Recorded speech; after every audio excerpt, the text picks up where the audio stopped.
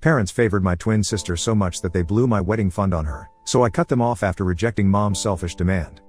I, 23F, have a twin sister, Allison, who I'm not on good terms with. Scratch that, I'm not even on speaking terms with her and neither with my parents. We used to be at least on talking terms, in spite of the way I've been treated in the past, but for the last 2 years, I've kept my distance and they hadn't bothered to reach out to me either until recently. Allison is 12 minutes older than me and by default the golden child because she's older. My parents only wanted one kid because that's what they had planned for and they didn't have the means to raise two, but by the time they found out, it was too late and mom didn't want to risk anything. I found out about this around the time I was in high school, from my drunk uncle at a Thanksgiving party, and that was pretty much the day I stopped trying to win my parents over. They'd done the most natural thing somebody in those circumstances could do, gave birth to 2 kids, and decided that only one of them would be loved. That happened to be Allison and not me. Right from when we were kids, the sibling rivalry between me and Allison was insane. Everything she could do, I'd try to do better just to impress our parents, but they just seemed to hate me more for outdoing their golden child. And I'll be honest, Allison really wasn't interested in being better than me, she just wanted people to validate her so she'd pretend she cared about the competition we had going on. I'll admit that she was good at manipulation and making people believe that she actually felt hurt when I do things better, which led to a lot of people validating her feelings and putting me down to make her feel better. These people included my parents, a couple of our relatives, and even some people from high school.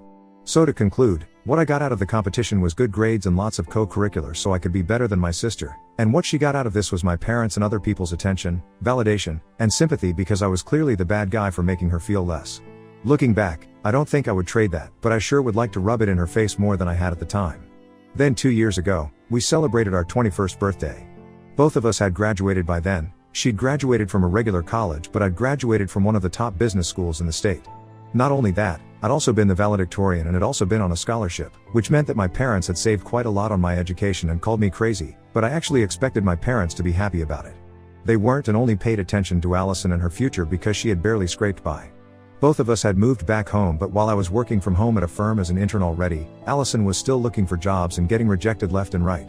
My parents cared more about that and hadn't even bothered to congratulate me or anything. I couldn't say I was surprised, but I sure was disappointed. I tried to hide it because at the time, I was still living with my parents and hadn't saved up enough to move out yet, so I decided I'd just keep my mouth shut about my feelings.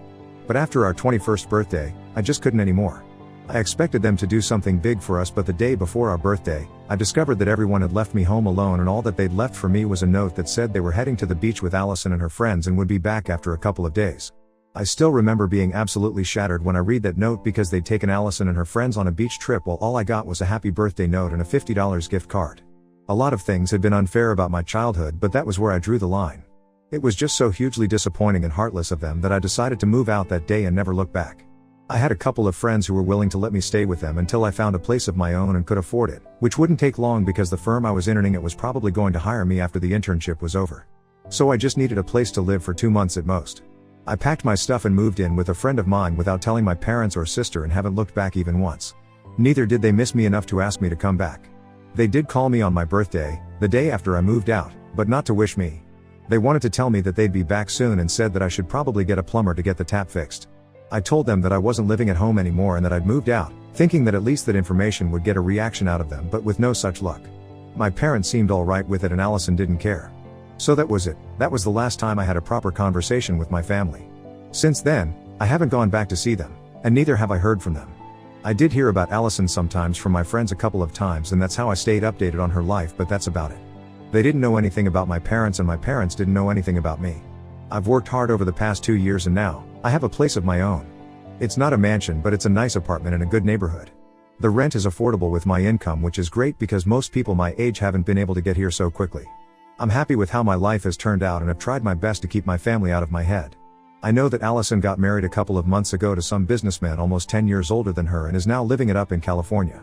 I thought all was okay with my family, but 2 days ago, I received a call from my uncle telling me that I had to come to visit my parents quickly because they'd been in a really bad car crash and wanted to see me. I rushed to the hospital as soon as I could because of course I'm not that heartless. On reaching, I found out that they'd already been in the hospital for a couple of days and were healing from their injuries. A truck had hit their car and they'd survived, but with serious injuries. They didn't have health insurance because my dad had always believed that if we just took care of ourselves, we wouldn't need the hospital at all, which is by far one of the most idiotic takes I've ever heard. They'd first contacted my sister, but she'd told them that she wasn't going to come back and neither was she going to help them. Apparently, it was tacky of our parents to ask for financial help from their rich son-in-law so soon after their wedding, and she didn't want to seem like she was a gold digger to her husband. She didn't want to fly back either because she couldn't just abandon her home and her 2 kids, who weren't even her own. They were her husband's kids from a previous marriage, but she was too busy playing happy family with her husband's family to come see her own parents in the hospital after a terrible car accident. But it's not like she could have helped them with the bills even if she wanted to, because if her husband wasn't there for her, she wouldn't have been able to afford even the flight tickets back home, seeing as how she's just a stay-at-home mom now to kids who aren't even her own. So much for being the favorite daughter and the golden child. I couldn't believe that they hadn't even had the decency to call me first, but it got even more infuriating when my uncle said that my parents now wanted me to cover their medical expenses. It's obviously a huge amount, and it'll take me a long time to recover from a financial loss like that. I don't want to have to spend so much, especially on people who never cared for me or showed me any love my entire life. I know they have other family to take care of them, and even if I don't pay for them, someone else will. It's just that it'll probably be more humiliating for them to take money from others, and they'll definitely have to return it a lot sooner than they would have had to return the money to me. At least that's what they told me while requesting me to cover the bills, and even promised that I'd have the money back in no time. So I don't know, I'm in a tough spot right now. I can either humiliate my parents by refusing to pay their medical bills and look out for myself, or I can pay for them, lose out on my own money, and then keep waiting for them to return that amount. If I'm gonna be totally honest, I'm not inclined to pay for them at all. We haven't spoken in the last 2 years, and things have been bad between me and my family for as long as I can remember. They're as good as strangers to me now, so I don't feel very compelled to help them out right now, but then that would mean I'm no better than Allison, which would suck. So Ida for not wanting to help my parents pay their hospital bills after they were in a really bad car accident? Update 1. Hey, there. I decided not to help my parents. It was a really hard thing to do, but to be honest, I knew their bills would be taken care of, so they had nothing to be worried about. They'd only asked me because they didn't want to ask their other relatives and were being too egoistic. I haven't told them about it yet though, because how do you even tell your family that you're not going to be helping your parents cover their medical expenses after they've been in such a terrible accident? It's been almost 5 days since I met them, and after reading the comments, I realized that I was still subconsciously competing with Allison. She didn't help our parents, so I felt the need to step up and prove that I was the better daughter or whatever. I guess I won't ever be able to get rid of that competitive streak no matter how hard I try. It's just who I am now. Most of the comments did say that it was stupid of my parents to not have health insurance, and I agree. It was really stupid of my father to discourage that, and had I been part of their lives, I would have made sure that he got insurance. He didn't even have his car insured because he thought he was that great of a driver.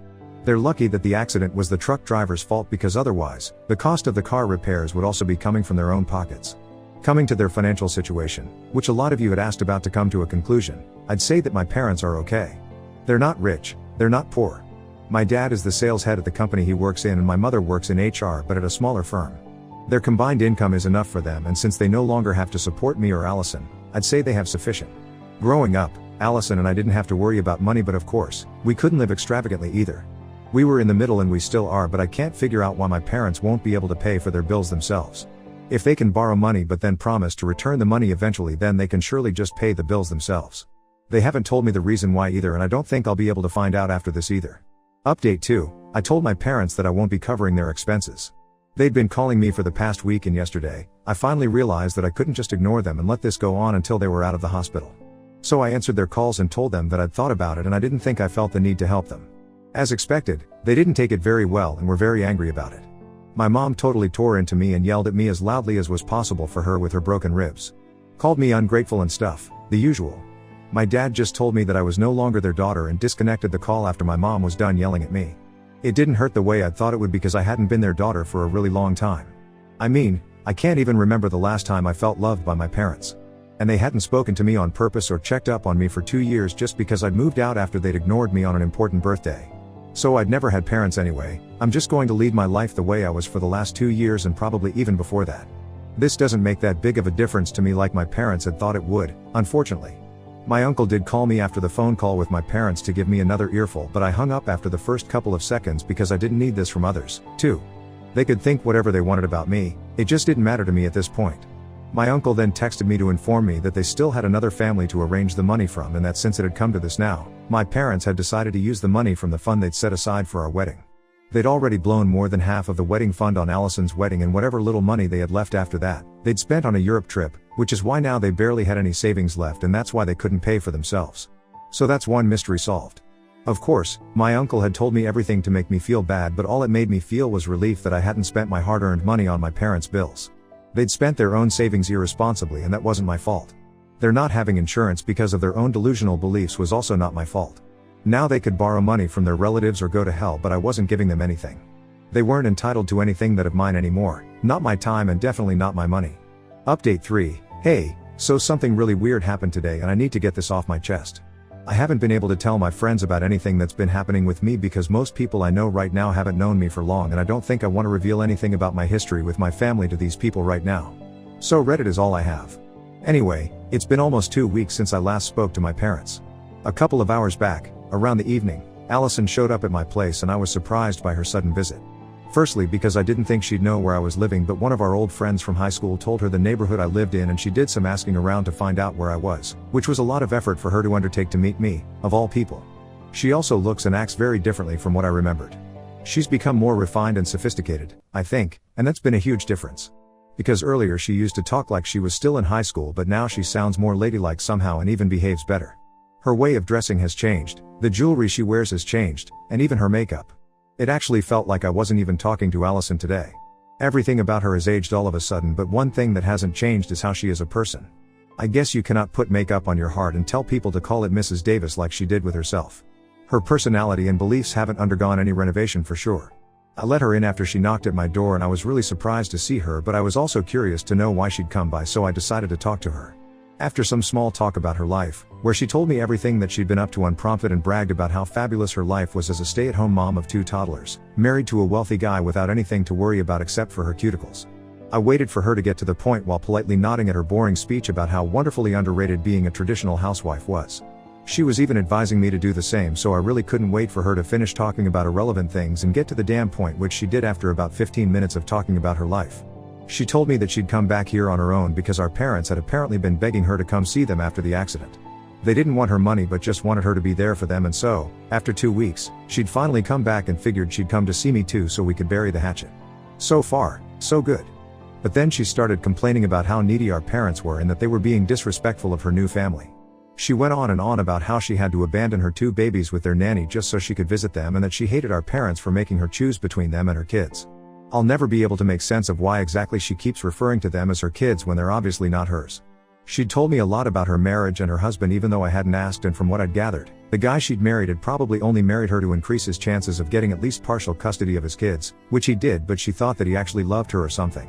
He'd been in the custody battle for quite some time now, and since he was a full-time businessman, he didn't have enough time to spare for his kids. His ex-wife was using that against him, but then he announced that he was engaged and was getting married as soon as the divorce came through, and that tilted the scales for him. Allison told me all of this while bragging about how she had saved those kids, but it just sounded to me like her husband had used her. They hadn't even known each other for more than a year when he asked her to marry him, so it was very clear that he was not in love with her. Nobody fell in love that quickly, especially after a divorce, but she seemed blissfully unaware of it. Or maybe she knew that he didn't but was willing to look past that because of the huge bank balance and was okay with being a glorified nanny to her husband's kids. In addition to that, she was mad at her own parents for wanting her to be by their side after they'd been in a really bad accident, because that was somehow taking away from her time with her new family, which comprised a husband who probably didn't even love her much and 2 kids who were not related to her at all and were doing just as fine with their nanny as they were with her. If the word ungrateful ever had a face, it would be Allison's. I'm no fan of my parents myself, but honestly, when she was talking to me about how they were being too needy, I couldn't even believe that this was the girl they'd rejected me over and over again for. Then she got to the point of her visit and told me that she'd be leaving in 2 days. She'd promised Mom and Dad that she'd stay for at least a month, but she claimed that she was already bored of listening to them talk about the accident and how they'd had the worst experience of their lives for the umpteenth time and needed to get back home soon. So now, she wanted me to reconcile with them and take her place because she didn't want to feel the guilt of knowing that she'd abandoned her parents when they needed her to be there for them. She didn't know that they'd cut me off yet again because I refused to help them with the bills, probably because they don't talk about me or even think of me, so they didn't bring that up with Allison. She was here because she wanted sympathy from me because she'd had to deal with our parents and had to abandon her family, and now wanted to use that sympathy for her own gain and make me step into her shoes and become our parents' emotional support because she didn't feel up to the task. It was just classic Allison manipulation, but I knew it all too well and didn't fall for it. I also had no intention of telling her that while she was at my house, which would inevitably lead to a fight, so I told her that I'd try, but I know I won't. She left after telling me to keep in touch, but we both know she doesn't mean that. I was actually glad to see the back of her because not only was she a terrible and narcissistic person, but she was also really boring to talk to. I could barely get a word in while she droned on about her uninteresting life in California. It basically just revolves around parties, her stepchildren, and her husband. She thinks she's living the life, but I thought it was really sad since clearly her husband doesn't love her and her kids spend half of their time with their mom anyway, so of course they're going to grow up to prefer their bio mom over Allison and probably do so even now, from what I heard. But it's okay because that's the life she chose for herself. And the life I choose for myself is going to be one that is far, far away from my family because they're really undeserving of even 1/4 of my attention or sympathy. If anything, today taught me that I'd been right to distance myself from my parents and my sister because I do not want to be part of these people's lives. They're incredibly selfish and cruel, and I highly doubt they're even capable of thinking of anyone apart from themselves, especially Allison. I'm ashamed that I'm even related to such people, honestly. At least now I've been able to cut ties with all of them for good, and it isn't likely that they'll be able to get in touch with me anytime soon. I blocked Allison as soon as she left, and I've already had my parents and other relatives blocked for a couple of days now. So I think I'm safe from being troubled by my family for at least the near future. I'll pray that they don't get back in touch with me after this either, because I'm way better off without them.